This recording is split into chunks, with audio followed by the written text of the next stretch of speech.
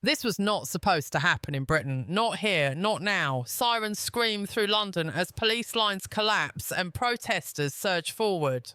The heart of British power is no longer protected. Parliament is under siege and the nation is watching in shock as control slips away in real time.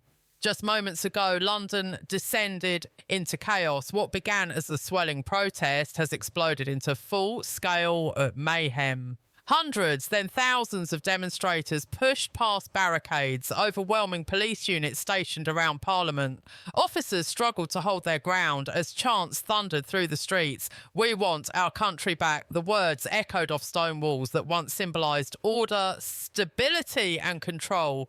Tonight, those symbols are shaking. Police tried to contain the crowd, forming tight lines in riot gear, shields locked, faces tense, but the pressure kept building. Anger poured in from every direction. Protesters surged forward, shouting accusations of betrayal, corruption, and lies. The air grew thick with smoke and noise. Flares lit up the night sky as barriers crashed to the ground. Within minutes, officers were forced backward, some stumbling, others shouting into radios for help that never seemed to arrive. The moment control was lost happened fast. A sudden push, a loud crash, and then the unthinkable. Protesters broke through the outer perimeter. The gates of Parliament, meant to separate the public from power, were breached. Cameras captured it all. Police retreating, protesters flooding in, flags waving, fists raised. The seat of British democracy, surrounded by furious citizens who believe they've been ignored for too long. Inside Westminster, panic spread. MPs were rushed out of chambers, hurried through corridors and locked into secure rooms. Alarms wailed. Security teams shouted warnings. "They've breached the perimeter." Phones buzzed non-stop as officials tried to understand how this was happening. Outside, the noise was deafening. Chants of "Down with them all" rolled through Parliament Square. Smoke drifted across historic buildings. The scene looked less like a protest and more like an uprising. Reinforcements arrived, but they were swallowed by the size and intensity of the crowd. Police commands were drowned out by rage. Some officers dropped their shields. Others stood frozen, realising the situation had slipped beyond control. Live streams spread across social media within seconds. Millions watched as Britain's most protected institution became the centre of national fury. Downing Street was thrown into turmoil. Inside Number 10, advisors rushed between rooms as updates came in faster than decisions could be made. Screens showed the same image again and again. Parliament under siege, police overwhelmed, London in chaos. The Prime Minister stood silent, staring as officials debated emergency powers, troop deployment and curfews. Every option carried risk. Act too hard and ignite more anger.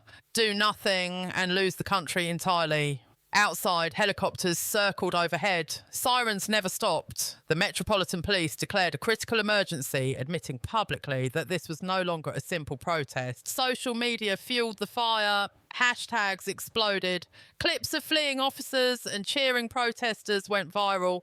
Each video pulled more people into the streets, drawn by the feeling that something historic was unfolding. As night deepened, the line between protest and revolt vanished. Fires flickered near the gates. Broken barriers littered the streets. Someone shouted, "This is our Parliament," and the crowd roared back in agreement. Britain, long seen as calm and controlled, now looked fragile. The illusion of stability was cracking in front of the world. And as the chaos spread, one question hung over London, heavy and unanswered. If the police have lost control here at the very heart of power, what happens next? As the chaos tightened its grip on London, the shockwaves spread far beyond Parliament Square. Across the city, people stood frozen in front of screens, watching a reality they never believed possible. News alerts flashed non-stop. Parliament stormed. Police lose control. London in mayhem. Trains slowed. Businesses closed early. Streets emptied in some areas and flooded in others as crowds moved toward the centre, pulled by anger, curiosity, and a sense that history was being rewritten. Inside Parliament, trapped MPs whispered into phones, texting loved ones with shaking hands, unsure if they would walk out safely. Some sat in darkness behind locked doors, listening as the roar of the crowd echoed through halls once meant for calm debate and lawmaking. Outside, protesters pressed closer, shouting demands for justice, for resignations, for change. Many believed this was their only way to be heard. Years of frustration poured out in raw, uncontrolled fury. Broken promises, rising costs, ignored warnings, and a feeling of betrayal had pushed people past the edge. This was not organised. This was emotional. This was explosive. Downing Street tried to regain control of the narrative, but every statement sounded empty. Aya's live footage told a different story. The Prime Minister was urged to speak, to calm the nation, to show authority, but authority was exactly what seemed to be slipping away. When officials finally prepared a national address, the internet had already decided the moment belonged to the streets, not the suits. Online, millions reacted in real time. Some cheered, others watched in fear. Many asked the same question again and again. How did it come to this? International eyes turned toward Britain as the images spread across the world. Broadcasters cut into regular programming. Analysts spoke in stunned tones. Allies expressed concern. Rivals mocked openly. Markets reacted instantly. The pound dipped as investors panicked, reading the unrest as a sign of deeper instability. But this was no longer just about economics or politics. It was about trust collapsing in public view.